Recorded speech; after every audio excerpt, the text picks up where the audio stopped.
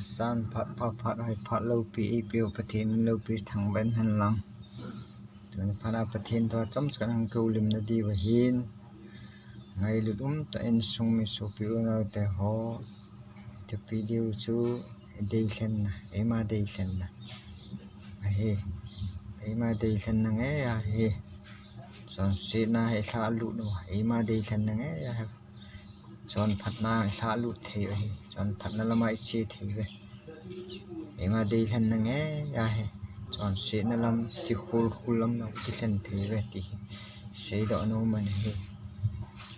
Bible trang Deuteronomy bung som thong trang som là khát này gã simoi te je nem te tu ni khun ke ma nang ma ka thupi che thupi hi nang dia thil ha sabe se jong ai pun amlabe se jong ai pui hi che hi wana hi ja nang man hi che e hon i za wa bol jong i bol do theina diwa koi pen ta wana ka kal do a e hin pu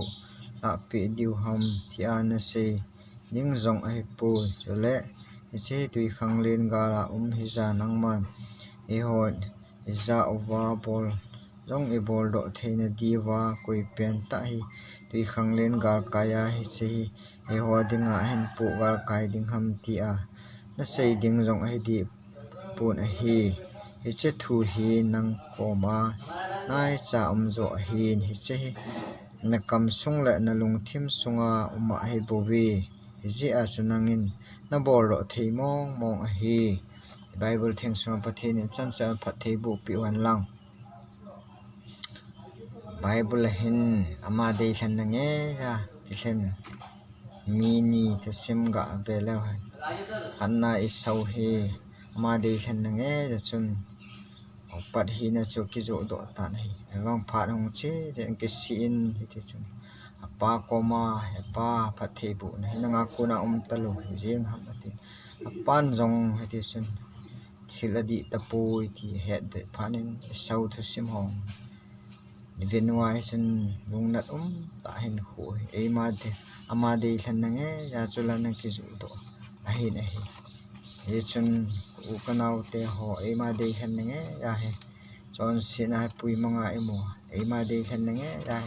chon phat na lam hi i hol wa hi chun agaw hin khu su cha de Genesis bung som thum na thum ho chana sim lao chun so hin khu thu sim he su ke ve le anina ding chun Judah Scott to simong here ama de chen na yong he ama ten de se jing la ita cho le kha thim ta jong an hin hi ti chen ha wanga de chen na thulu na ki sim khil je chun pha hong che chen ki sin ki khai li in le yong chun a ki khai li na khaw hui jong chun a thu zo pon then at the line legend nong ador thei pon hi ti chun dei ki thlen khil ja tum apo ke in hi ti chun agil aza in the leyong chu subset sangin leyong chun a dei pon hi ye chun dei thlen na ki thlen khil he ki si na sang ta hi ti jong hi sei do no mun hi ulanau te ye chun tu ni hin nang dei thlen hi ta bang na sim na ye chun mi tam ta chun thu na ki simin a chi khil zo no in royal society tin alam ka ong en ki phinin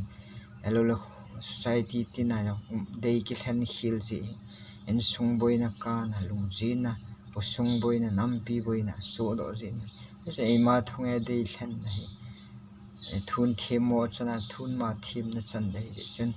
dei thlan na he e ma hon isem fel ongai christian in khuai ti angdong nu pi upa ulanau chalnau ta wa kil tan gel te ejuna kiche penet hina he kilam tu diu ama kin le tong bola dei thlan na isem fel ongai ama lama he kiman saw aine thupa to ki tu akal isaiwa da dei thlan na isem fel pha nai tai ti pathin mina phat akin